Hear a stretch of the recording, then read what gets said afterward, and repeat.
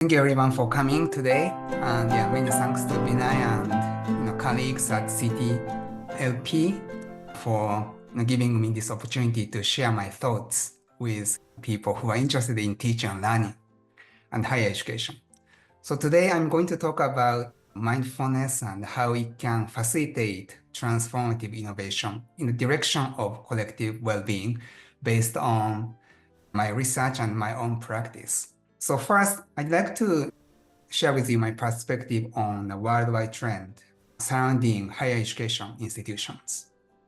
And let me start it with this book by Klaus Schwab, the founder of World Economic Forum.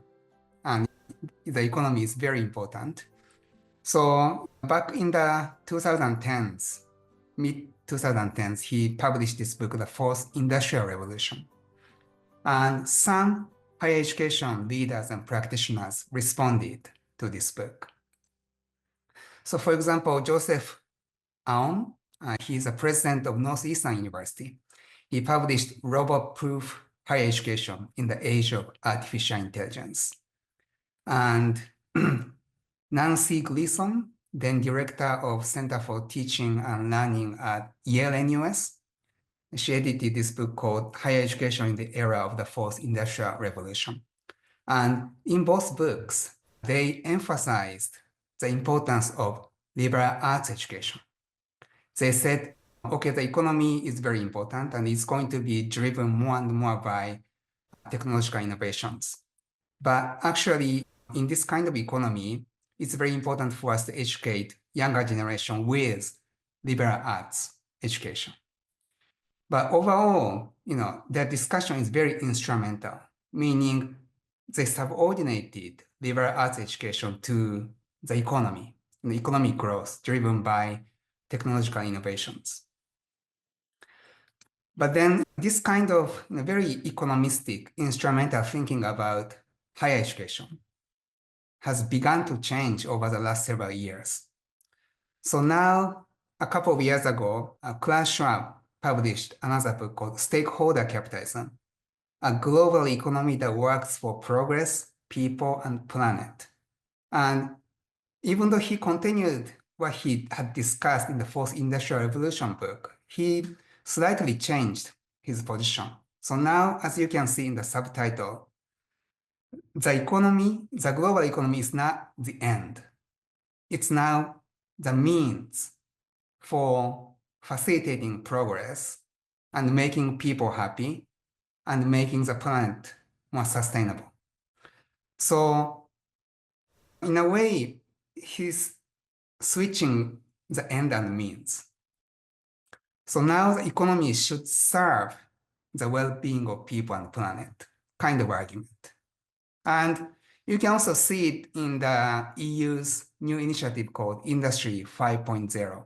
And post-industrial revolution, it was coterminous with EU's initiative for Industry 4.0. But, like Klaus Schwab, the EU policymakers, they reflected on the paradigm of Industry 4.0, and they decided that, actually, it's not sufficient. And actually, we should change the priorities. So now, EU policymakers, they emphasize,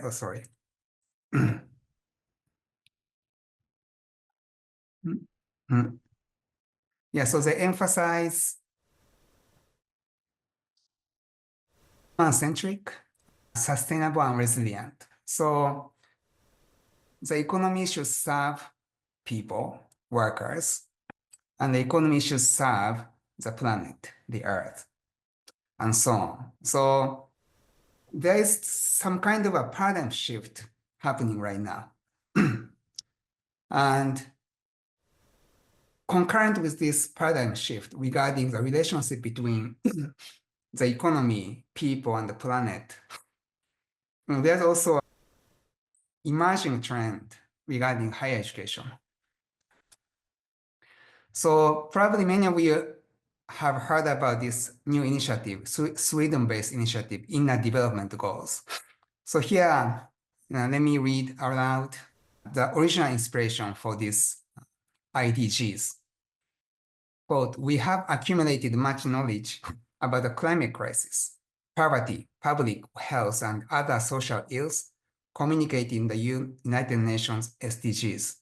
However, we seem to have an underdeveloped capacity to deal with our increasingly complex environment and challenges. We have a vision of what needs to happen, but progress towards this vision has been disappointing, as technical solutions and public policy, which comprise a majority of approaches today, are insufficient on their own. Fortunately, modern research shows that the inner abilities we need to face and overcome these complex challenges can be developed. So various global challenges, we take them as kind of something outside, something existing outside of us. So we want to change this external environment. But IDGs say, you know what? If we want to transform our external environment, we have to transform ourselves first. So that's why they are promoting transformational skills for sustainable development. And these are 5 pillars of inner human capacities: being, thinking, relating, collaborating, and acting.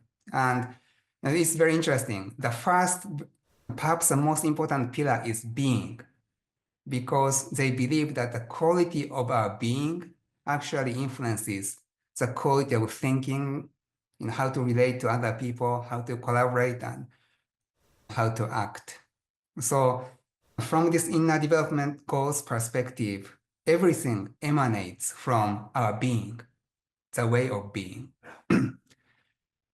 And as we global faculty development are also holding a seminar with Christine Wonsler, who is involved in these IDGs, and she's promoting how to bring in inner transformation into sustainability, science, and education.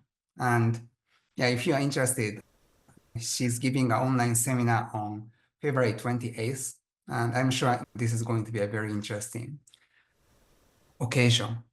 So anyway, so here we see this worldwide trend emphasizing the importance of inner transformation. Then similarly, if we focus on higher education institutions, there's another worldwide trend called contemplative studies. So in recent years, we see an increasing number of books about contemplative studies in higher education. So contemplative approaches to sustainability in higher education, the soul of higher education, contemplative pedagogy, research, and so on, and contemplative learning and inquiry across disciplines, contemplative practices in higher education, and contemplative practices and acts of resistance in higher education, and so on. This is because more and more higher education practitioners, professors and educators, researchers, they have come to this conclusion that staffing our students with knowledge and analytical skills is insufficient to take on urgent global challenges. We need something more. We need to help students develop their inner capacities and inner wisdom. So there is a worldwide trend toward contemplative studies, and just to give you a definition of what contemplative studies is, and here I'm borrowing a definition from Harold Roth, who's been a director of the contemplative studies program at Brown University.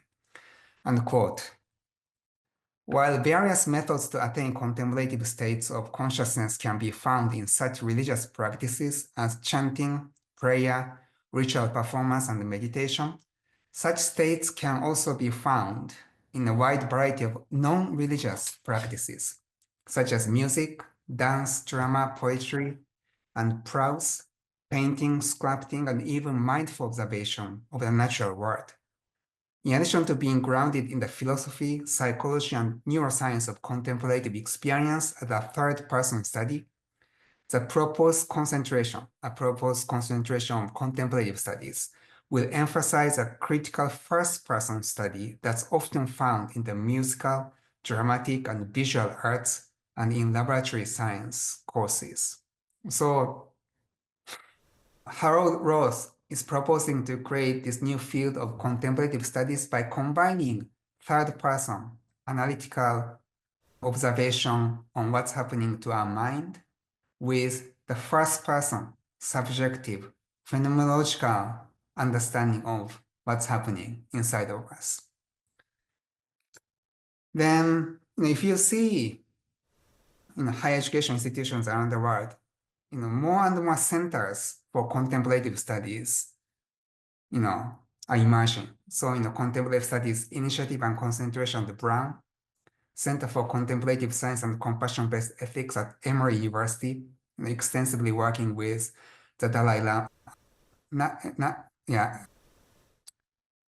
Dalai Lama, Tibetan Buddhists. Then Center for Contemplative Studies at Keio University, and Dalai Lama Center for Ethics at MIT, Contemplative Studies Center at the University of Melbourne, and Contemplative Science Center at the University of Virginia, and so on. And there are other contemplative studies related centers around the world as well.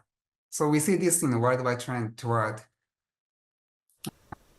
contemplative studies emphasizing the importance of looking inward among college students and also in researchers.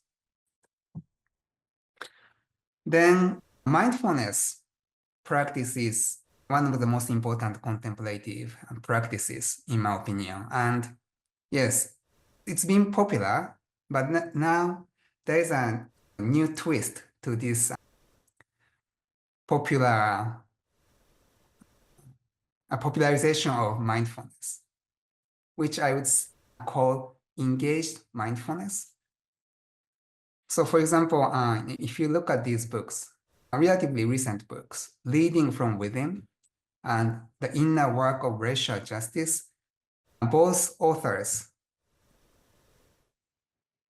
they advocate mobilizing mindfulness practice for social justice and social change. And in addition, there are higher education researchers who want to incorporate this kind of engaged mindfulness practice into higher education institutions. Higher education institutions in terms of education and management. And we see this surge of engaged mindfulness against a backdrop of wider trends in mindfulness that more and more people see as not very good, which is basically using mindfulness practice as an individual level stress management technique. So it's like this. I'm your boss, then our workplace is terrible. It's very depressing and it's very harsh. Then I tell you, my employee, my subordinate, okay, here is mindfulness survival kit. And use it and cope with your individual stress, you'll be fine. And I'm not changing our work environment. That kind of use of mindfulness has been criticized, increasingly criticized as Mac mindfulness, McDonaldized version of mindfulness, simply serving capitalism. Then mindfulness practice has been popularized, but it's often used as a means of work performance augmentation, helping you achieve your peak work performance. But the ultimate end of your peak work performance is to benefit shareholders and companies and the economy. And also, like some people say, mindfulness practice has been used as a way to deflect attention from the systemic causes of suffering. And the mindfulness practice and other wellness practices have been extensively commodified as part of the capitalist economy. So this kind of critical thinking about the way mindfulness practice has been popularized is gaining ground. And that's why more and more people now advocate engaged mindfulness that aims to transform society level systemic causes of suffering. So now I've been talking about mindfulness, but what's mindfulness anyway? And the most famous definition, and I think this is a very good definition from John Kabat-Zinn, the founder of mindfulness-based stress reduction program, is this: the awareness that arises by paying attention on purpose in the present moment and non-judgmentally. And if you read Chinese characters, mindfulness, and Chinese character for mindfulness is this. So this part is like mind, and this part is the present moment. So mindfulness is about placing our mind in the present moment.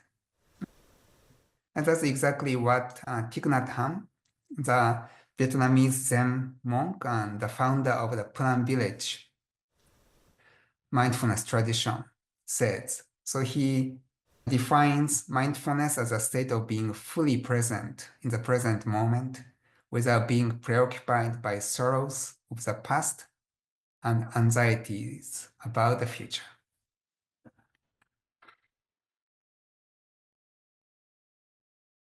Okay, so how can we then use this kind of a mindfulness practice, especially engaged form of mindfulness practice for higher education, as well as for collective well-being? So when I was at Singapore Management University, I applied for tertiary education research fund and we got it. But then I decided to return to Japan. So I entrusted this project to my very able colleagues at SMU. And actually they are doing a great job with this mindfulness-based educational intervention at SMU. And we are now analyzing the data and we hope to publish our results soon. Johan Rev, the director of Mindfulness Initiative at SMU, and Will Toff, and Samantha, and Eva, they are my teammates, and they are analyzing how mindfulness can help university students improve their metacognition. And metacognition is very important for learning. Also, for young people in university settings, they want to clarify their life purposes. So how mindfulness practice might help them clarify their life purposes, as well as gain emotional resilience in bouncing back from setbacks and making progress toward their life purposes. But also, our mindfulness-based intervention at SMU is unique in that it emphasizes this relational part. We think mindfulness practice should serve more than individuals. Mindfulness practice has the potential to transform individuals who are committed to transforming the world for better. So we are actually also looking into how mindfulness practice might facilitate the sense of connectedness and compassion toward other people, and also commitment to contribute to the wider society and the common good. And this part, this relational mindfulness part, is, at least for me, was inspired by Thich Nhat Hanh's insight of interbeing, how we are all interdependent with each other, everything in the universe. But also, if you look at the decolonial studies, people talk about this pluriversal notion of radical relationality. And this notion of radical relationality, or can be found among indigenous populations in Latin America and elsewhere as well. It's a very relational cosmology, the way we see, the way people see the world. So we want to emphasize this relational aspect in our mindfulness-based intervention. So that's what I started at SMU, and I continue to do that with my colleagues at SMU. But here at University of Tokyo, this semester, we just ended semester. I taught this course called Mindfulness and Wellbeing in Higher Education. In the first half of the semester, we read and discussed scientific research on mindfulness, including Job Kabat-Zinn and other scientific studies. Then we also practiced various forms of meditation, walking meditation, sitting meditation, eating meditation, and so on. Then in the second half of the semester, I helped my students create videos for explaining how to use mindfulness for managing wellness-related challenges facing university students, as well as faculty and staff. And we created this video as a common good. So we published them on our GFD website for all university students and faculty and staff around the world. Of course, we need to ultimately change the structures of higher education institutions that create stress for students, faculty members, and staff. But that's like a long-term goal. So in the short run, creating these videos, we still thought it's very useful. So we created those videos for the world. And yeah, if you are interested, you can check them out. They are pretty good. But of course, before we educators teach students mindfulness practice, we need to practice mindfulness ourselves. And some research shows that if you are an educator and if you, let's say, have a 3-minute meditation session at the beginning of every class, if you are not mindful for the rest of your lesson, your mindfulness intervention doesn't have effect on your student. And it makes sense, right? But that's what research shows. So if we educators want our students to become more mindful, we need to practice first and we need to embody mindfulness ourselves. Then we can exemplify what it looks like speaking mindfully, acting mindfully, and so on, right? So yeah, there's a book called Happy Teachers Change the World. And now I'm part of this group in Japan translating this book into Japanese. And we are hoping to make this book accessible to school teachers and university educators in Japan. And because I believe it's very important for faculty members to embody mindfulness first, last year I organized a series of faculty development online seminars on mindfulness. So Ram Mahalingan from the University of Michigan came, then he gave a seminar on how to use mindfulness for creating inclusive classroom and society. And Jochen Rev offered a 3-part mindfulness seminar. And yeah, Jochen is from SMU. And Marco Garrido from the University of Chicago, he shared with us how meditation practice has helped his professional and personal development. So if university educators change first, then yeah, they can help students change, kind of idea. So, so far, I've discussed this connection between mindfulness practice and collective well-being in higher education. But here, I'd like to add innovation into the equation. And again, this semester that just ended, I participated in this interdisciplinary seminar called Lesson from a Teacup. So it's an object-based learning course, if you will. So he's a very really creative biology teacher at the University of Tokyo, Isao Kashima. And he organized his entire course around this teacup. And this kind of object is very interesting pedagogically because it can be analyzed from many different disciplinary perspectives.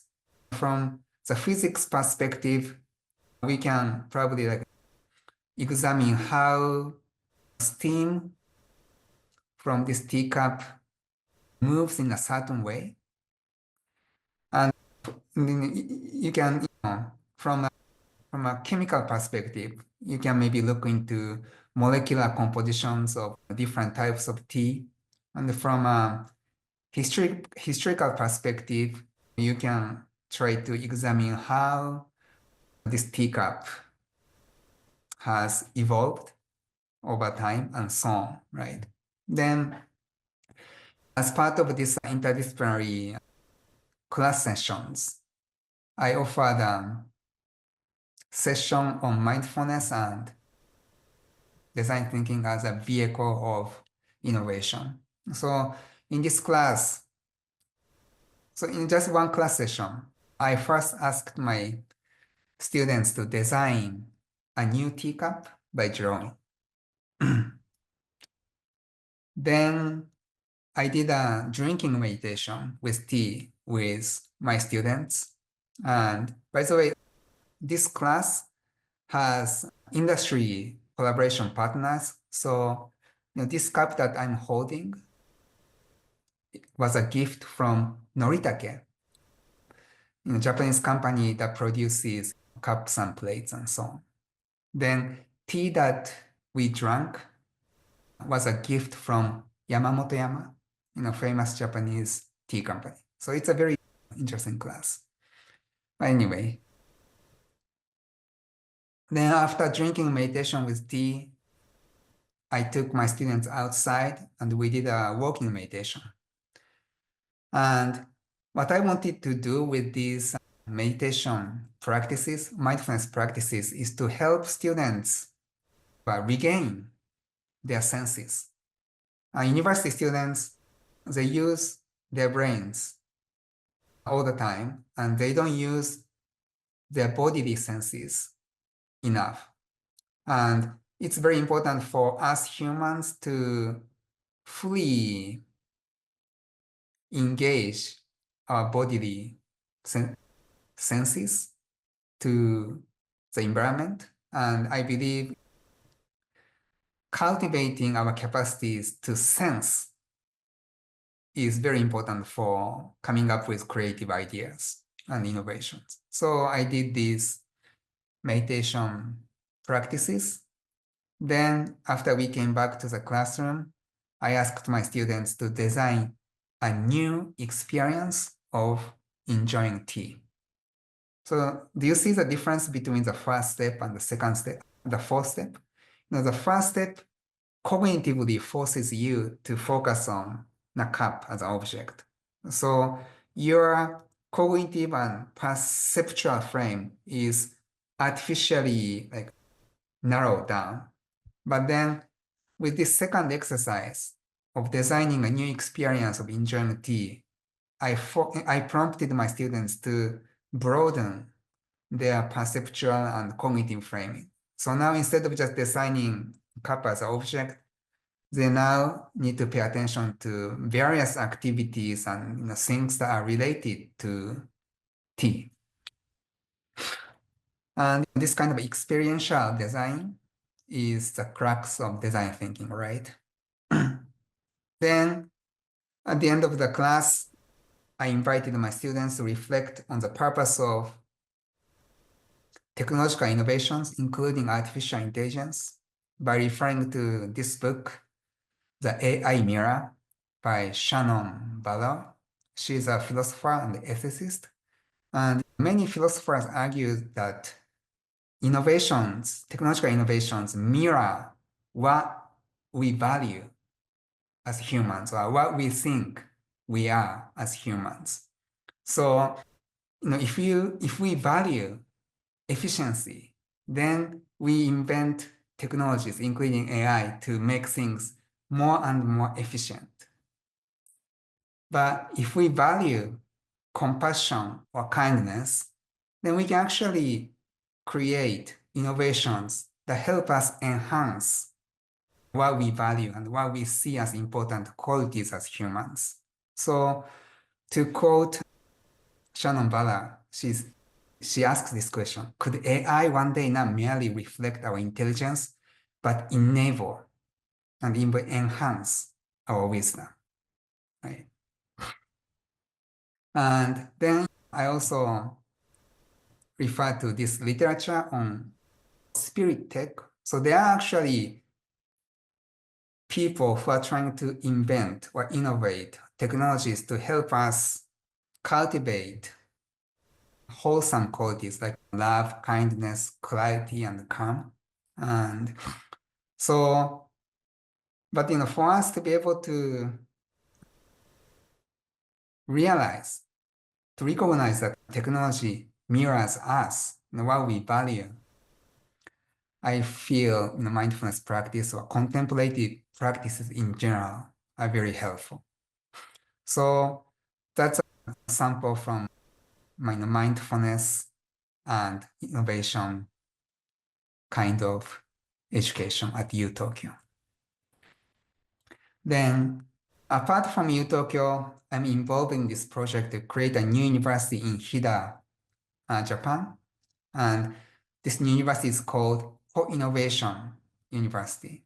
And now the Ministry of Education in Japan is examining our application to create this university. And if everything goes well, we can welcome the first batch of students in April 2026. And this project was originally started by entrepreneurs in Hida region. And this young man on the far left, he is the central figure in this project. He's only 34 this year. He's an amazing entrepreneur, and he started this project to create a new university in his region. And many people who resonated with his vision joined, including myself. So where is Hida? So Hida is here. And probably compared with Hida, Takayama is better known. And actually, Takayama is one of the most popular destinations for Singaporeans, Taiwanese, and Hong Kongese who visit Japan after Tokyo and Kyoto. Then this is Tokyo, and this is where I'm physically present right now. And it takes about 7 hours door to door. So I go back and forth between Hida and Tokyo. Then, yeah, maybe like many of you recognize more major cities, Nagoya and Toyama. And in the future, if you come to Japan, if you want to visit Hida, you can take Shinkansen to either Nagoya or to Toyama. Then from Toyama or Nagoya, you can take a local train to go to Hida. It's a beautiful region. It's snowing right now. And yeah, this is a scene near my house. And yeah, this is me with one of our dogs. Okay, so the concept of this co-innovation university starts with this phrase: let us reflect on the civilization, our current civilization. Has our society made us free? Has our economy made us happy? Has our culture made us peaceful? Where shall we go from here? Today's world yearns for a new civilization where people will be mutually respectful and inclusive while living in harmony with nature. Such a civilization will be possible only if we as individuals collaborate by combining our unique strengths and perspectives in pursuit of diverse forms of well-being. Let us draw on our wisdom and passion to create a future in which every one of us will resonate, uniquely resonate. This is a university through which we will innovate a new civilization together. It's very ambitious, but it's very inspiring. I saw this statement and I thought, wow, I want to join this project. So Choir's mission is a quote. Our mission is to foster new value creation of new values that lead to prosperous future where people enjoy better lives.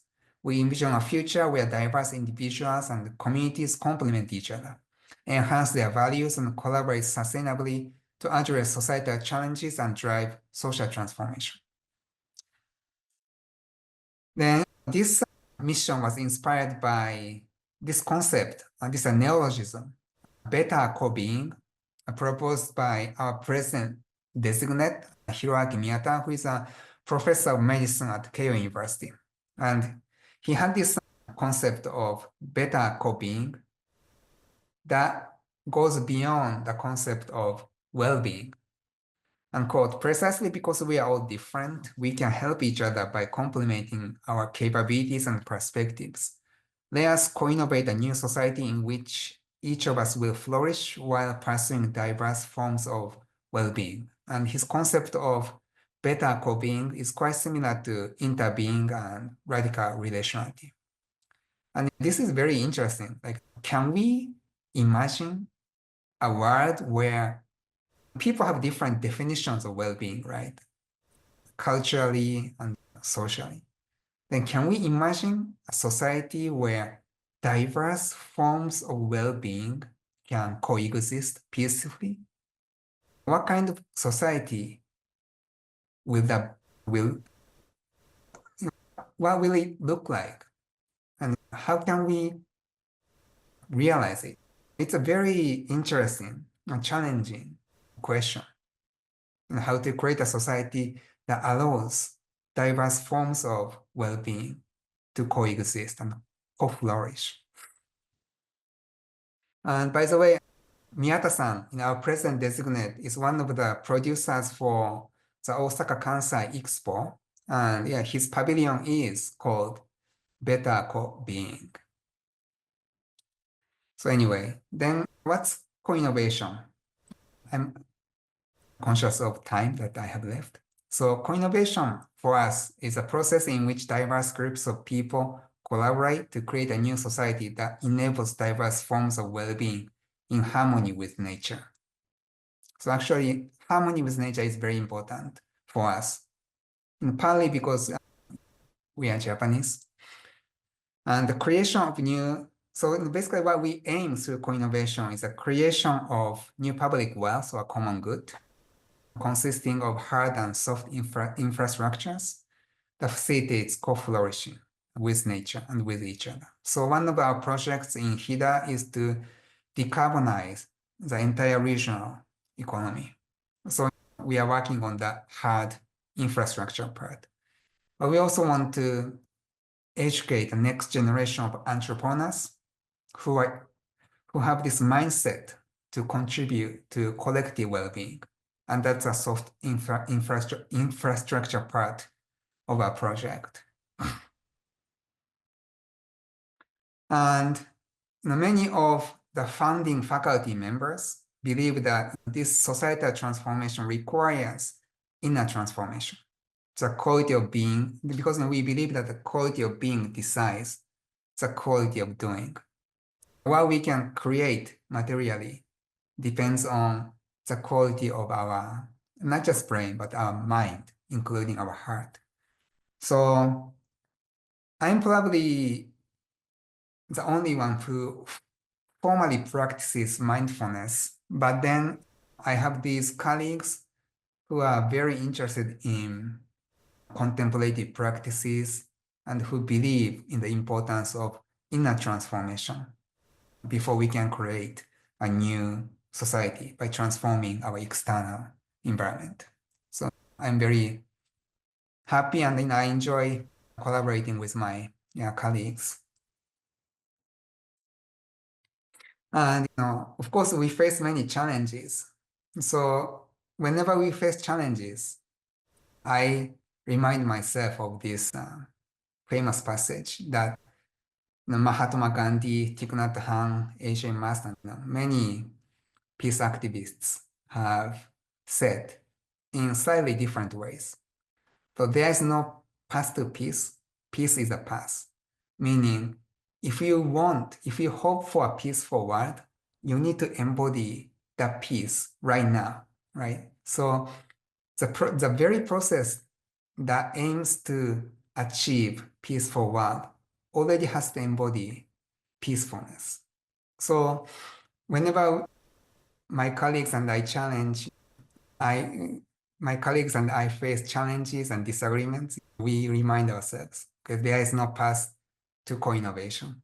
Yeah, co-innovation is a path. So when we are trying to work out our disagreements, or when we take on difficult challenges, yeah, we need to embody the spirit of co-innovation and the ideal of collective well-being that we want to achieve.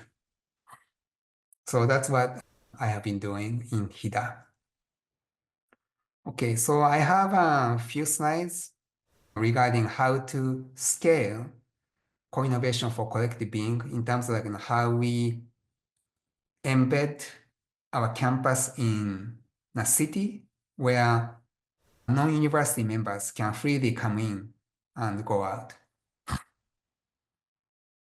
Then we're actually renovating old houses in the city for classrooms, faculty offices, and other facilities to embed our co-innovation education in this city, Hida. Then we are also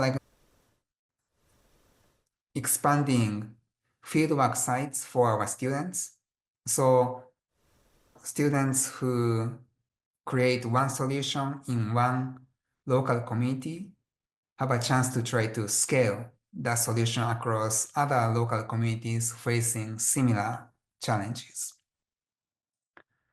Then also, in addition to university education, we are emphasizing the importance of recurrent education, lifelong learning for adult learners, and also we emphasize the importance of collaborating with local municipalities and local businesses.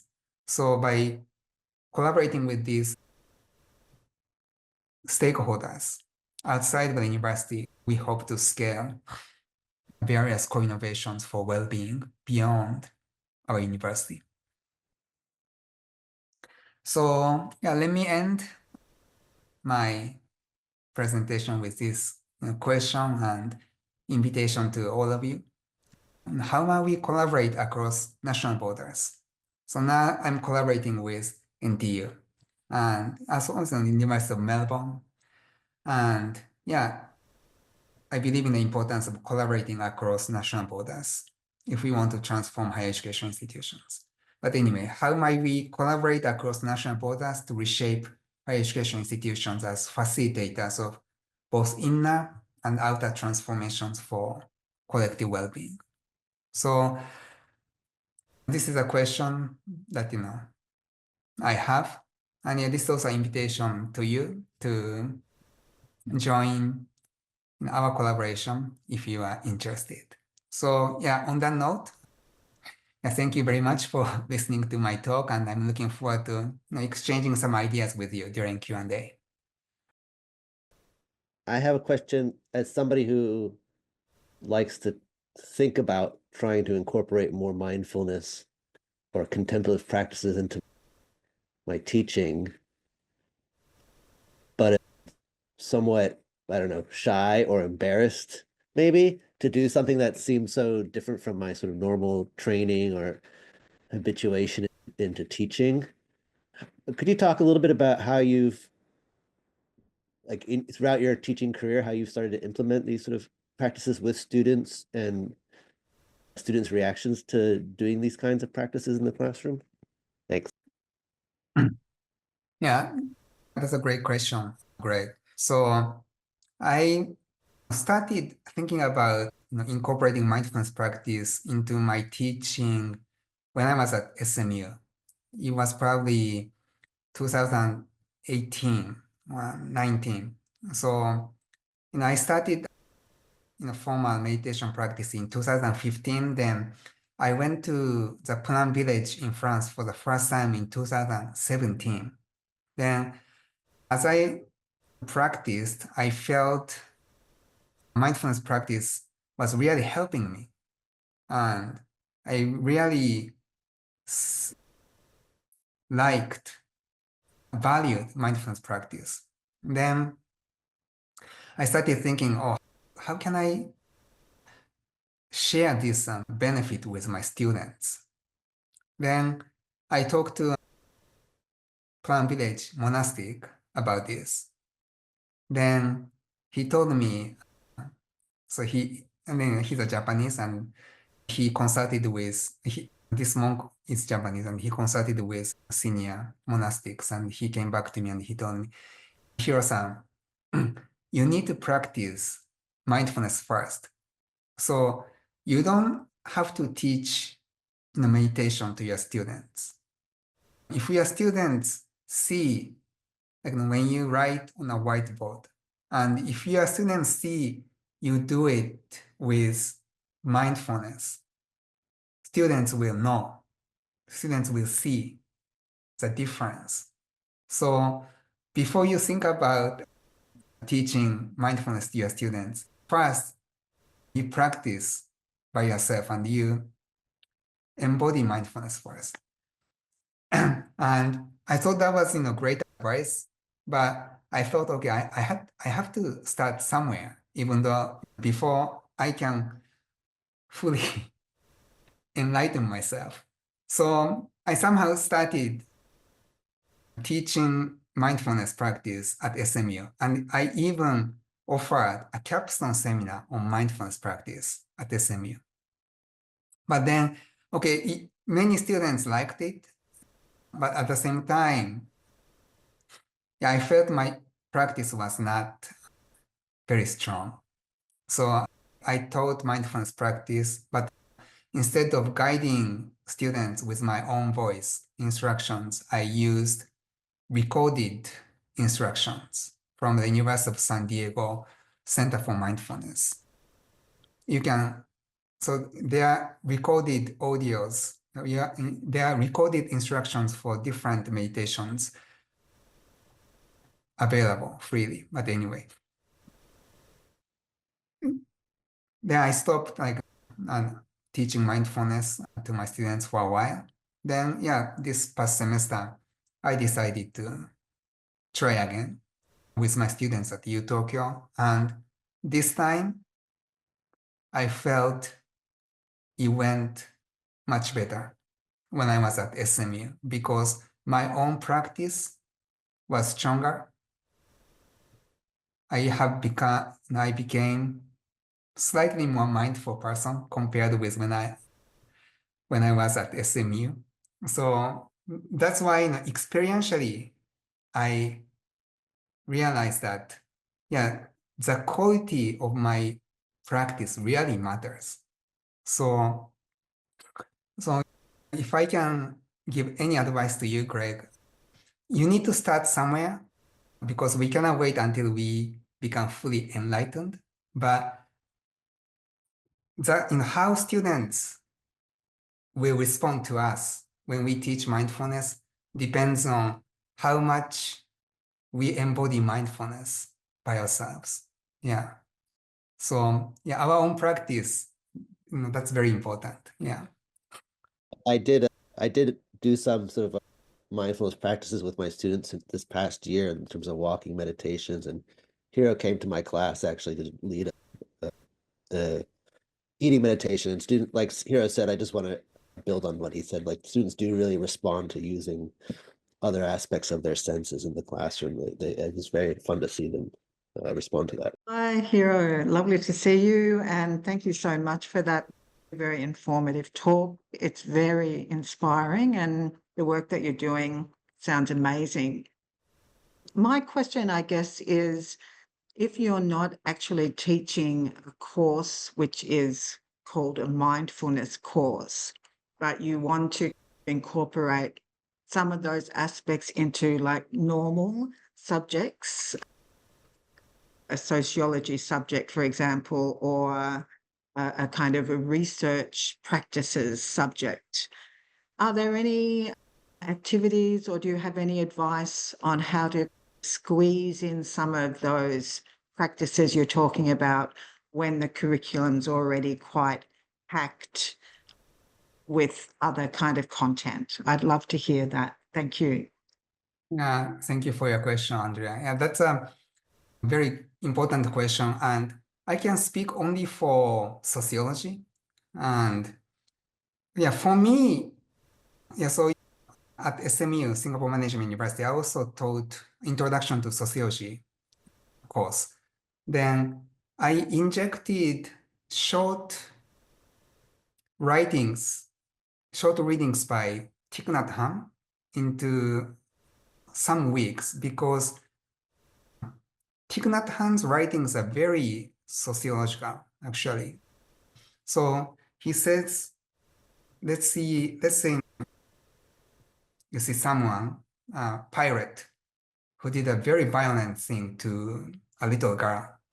So he was actually recounting what happened to one of the boat people during the Vietnam War, what a Thai pirate did to this young girl. And it's actually easy to blame him.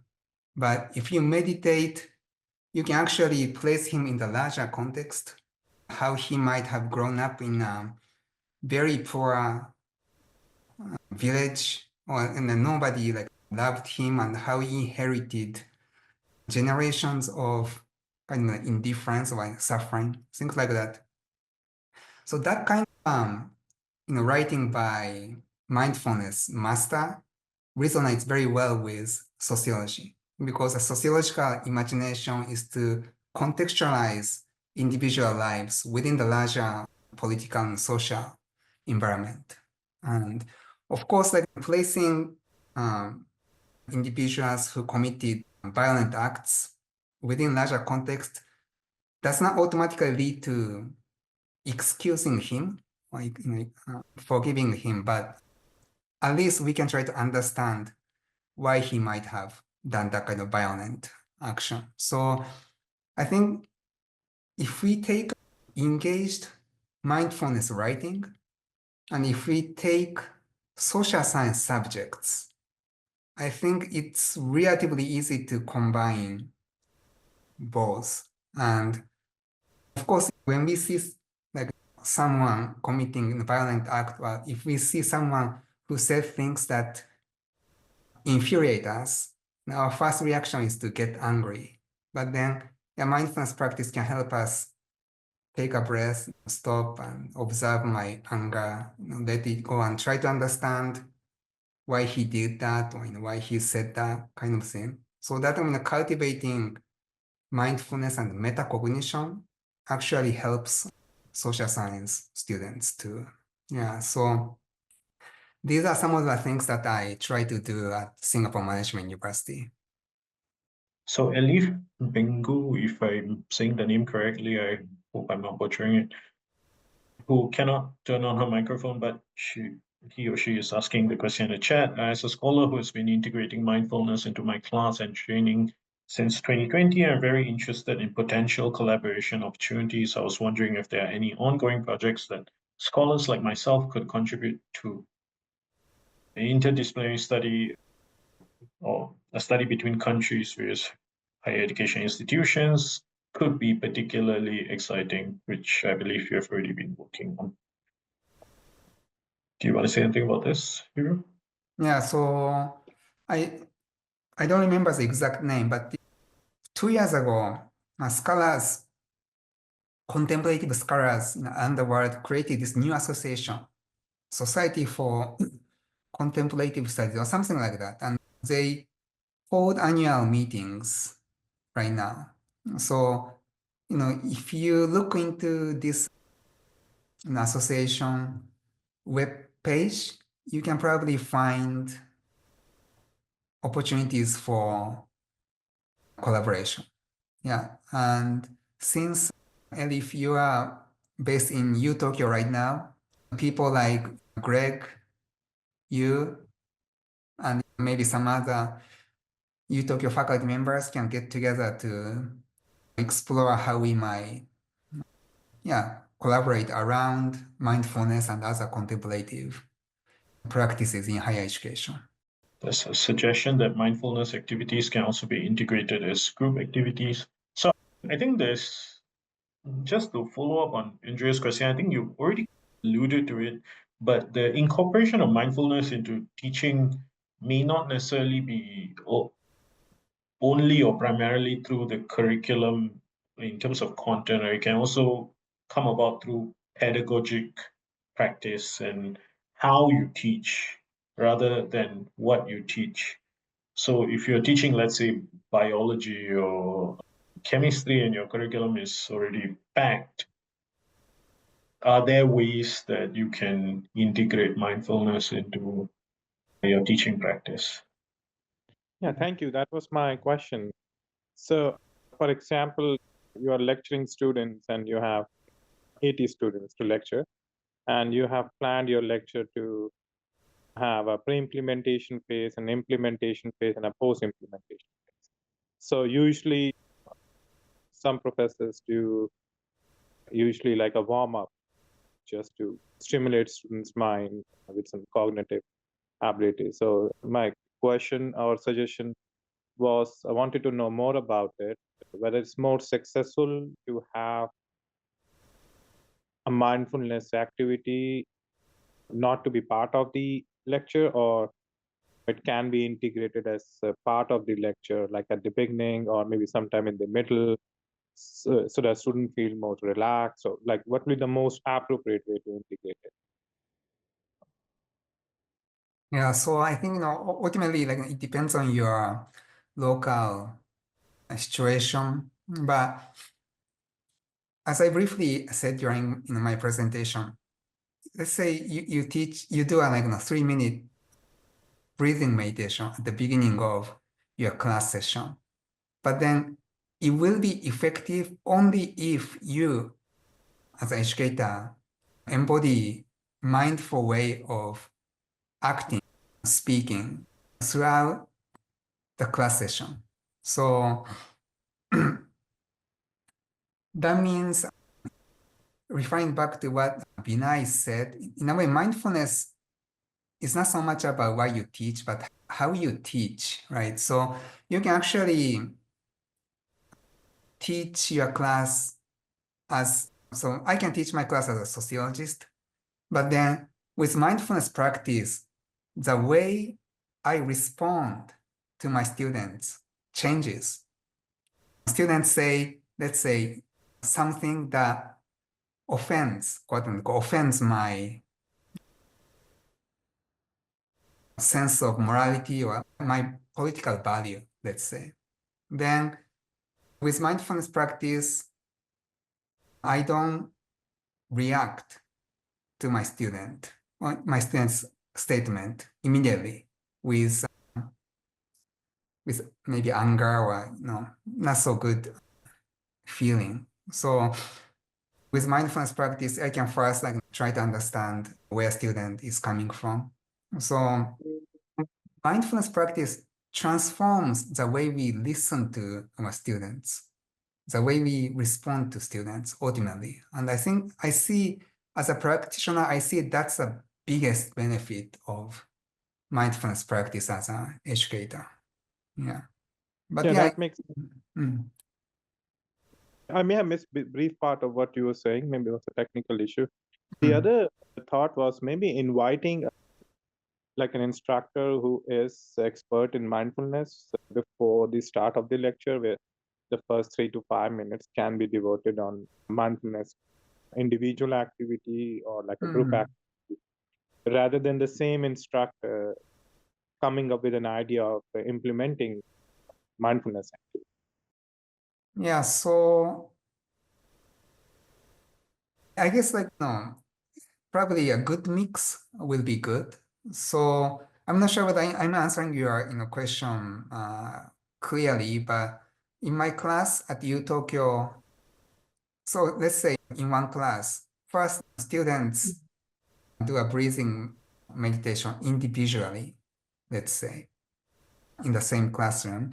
But then, depending on the goal of the particular lesson, I pair my students and they practice deep listening, how to listen empathetically, non-judgmentally. So that's a pair group activity. But then after students practice mindfulness, then actually they can form a circle and they share their observations and reflections. So that's a sharing session as a mindfulness activity. So ultimately, I feel mindfulness practice is the most powerful and effective when we do it as a group.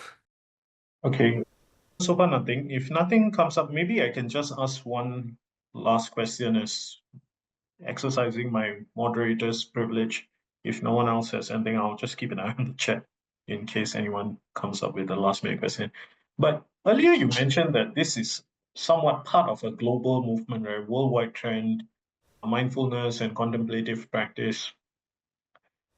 And I suppose there's a part of me that wonders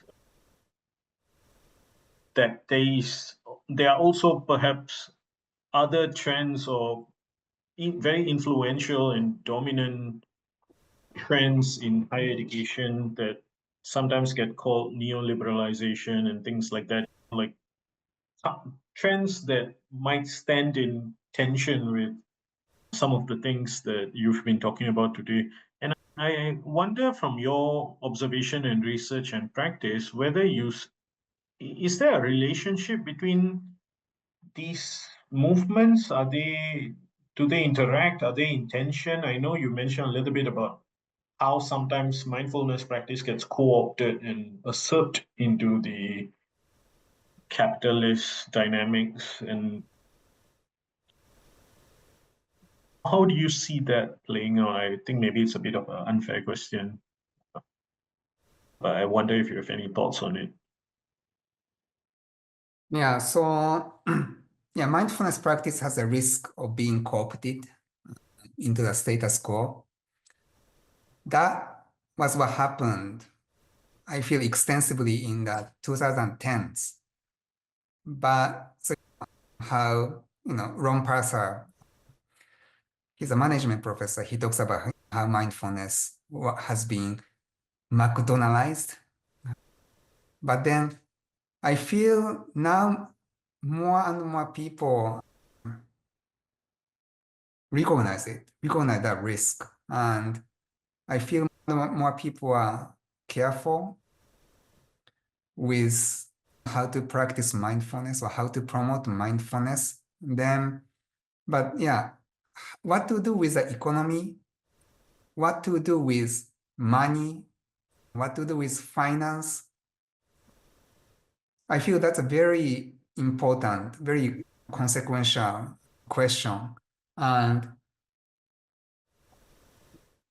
I actually don't know. Recently, I've been thinking a lot about what money is really and how we can make sense of it. Can we actually do away with money? There are many interesting concepts of money, like aging money, sovereign money, and bank issued money and so on. And I think these different types of money have different philosophies behind.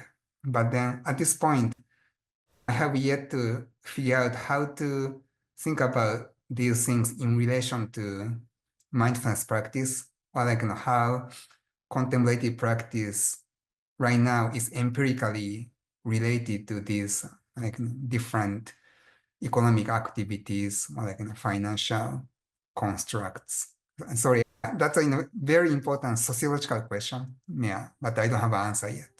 And I think it would be unfair to expect you to offer silver bullets to some of these macro questions. But I think maybe I was also thinking more in terms of like the faculty member who feels the pressures and lived experience of that pressure to publish, to teach a certain number of courses, to have a very packed curriculum that they need to quote unquote cover the content, and at the same time get all the metrics and citation indexes and all that kind of, like, that's how maybe the lived experience is felt at the individual level of that neoliberalization, right, with all the metrics and quantification and productivity numbers and so on.